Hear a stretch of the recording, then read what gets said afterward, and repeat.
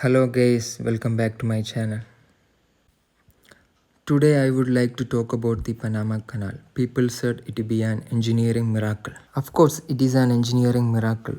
And I also got an opportunity to pass through this canal as a navigator.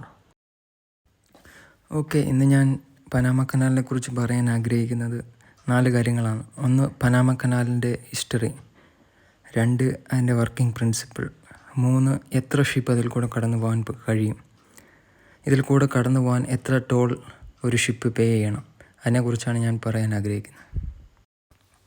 ഈ canal കടന്നു പോകുന്നത് north അമേരിക്കയുടെയും south അമേരിക്കയുടെയും ഇടയിലായ ഉള്ള ഒരു ചെറിയ രാജ്യമായ പനാമയിലൂടെയാണ്. അതുകൊണ്ട് തന്നെയാണ് ഇതിനെ അറിയപ്പെടുന്നത് പനാമ കനാൽ എന്നും.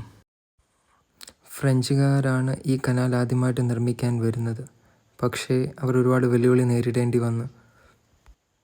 1881 ഇതിൻ്റെ കൺസ്ട്രക്ഷൻ വർക്ക് സ്റ്റാർട്ട് ചെയ്തെങ്കിലും 1889 ഫ്രഞ്ചുകാർ ഈ പദ്ധതി അവസാനിപ്പിക്കേണ്ടി വന്നു. കാരണം 22,000 പേർ മരണപ്പെടുകയുണ്ടായി. Malaria, yellow fever, wild animal attack കാരണവും ലാൻഡ് സ്ലൈഡിങ് കാരണവും അനേകം പേർ മരണപ്പെടുകയുണ്ടായി. അങ്ങനെ ഫ്രഞ്ചുകാർ ഈ പദ്ധതി അവസാനിപ്പിച്ചു.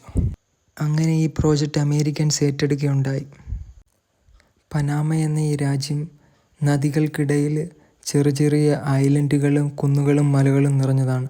അതുകൊണ്ട് അത് ഈസിയായിട്ട് ഉടച്ചൊരു കനാൽ ഉണ്ടാക്കാൻ കഴിയുകയില്ലെന്ന് അമേരിക്കൻ എഞ്ചിനീയേഴ്സ് മനസ്സിലാക്കി.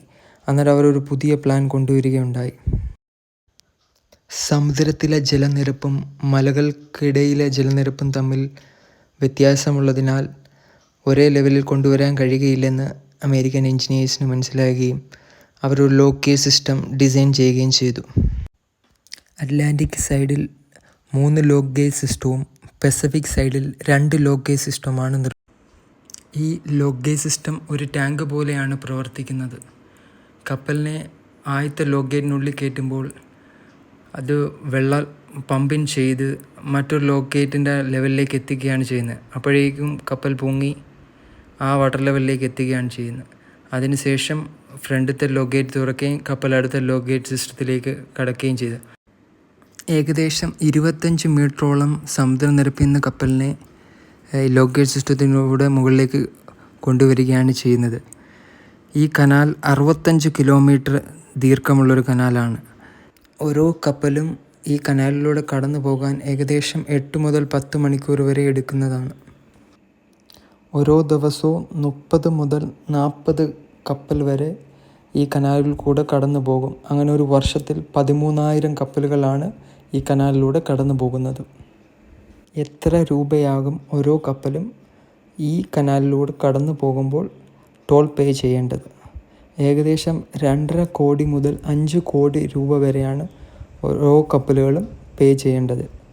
ഇതിൻ്റെ പേയ്മെൻറ്റ് കപ്പലിൻ്റെ സൈസ്, എന്ത് തരത്തിലുള്ള കാർഗോ ആണ് ക്യാരി ചെയ്യുന്നത്, ഇതിനെ ഡിപ്പെൻഡ് ചെയ്തിരിക്കും എത്ര എമൗണ്ടാണ് ഇത് പേ ചെയ്യേണ്ടതെന്ന്. എന്തുകൊണ്ടാണ് കപ്പലുകൾ ഇത്രയും പേയ്മെൻറ്റ് ചെയ്ത് ഈ കനാലിൽ കൂടെ പോകുന്നത്? കാരണം ഈ കനാൽ വഴി പോയില്ലെങ്കിൽ കപ്പൽ സൗത്ത് അമേരിക്ക ചുറ്റി പോകണം.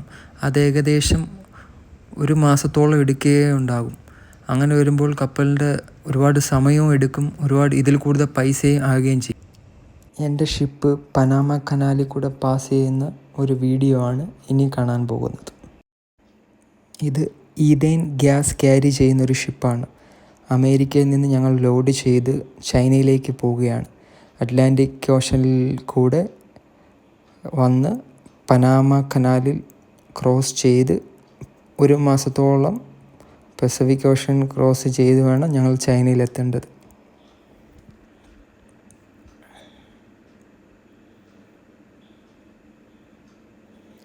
Thanks for watching.